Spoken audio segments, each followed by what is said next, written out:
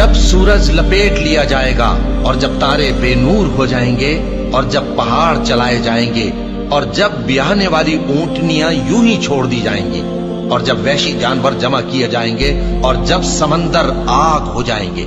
اور جب روحیں جسموں سے ملا دی جائیں گی اور جب اس بچی سے جو زندہ دفنا دی گئی ہو پوچھا جائے گا کہ وہ کس گناہ کے سبب قتل کر دی گئی اور جب اعمال کے دفتر کھولے جائیں گے اور جب آسمان کی کھال کھینچ لی جائے گی اور جب دوزخ کی آگ بھڑکائی جائے گی اور جب بہشت قریب لائی جائے گی تب ہر شخص معلوم کر لے گا کہ وہ کیا لے کر آیا ہے۔ پس میں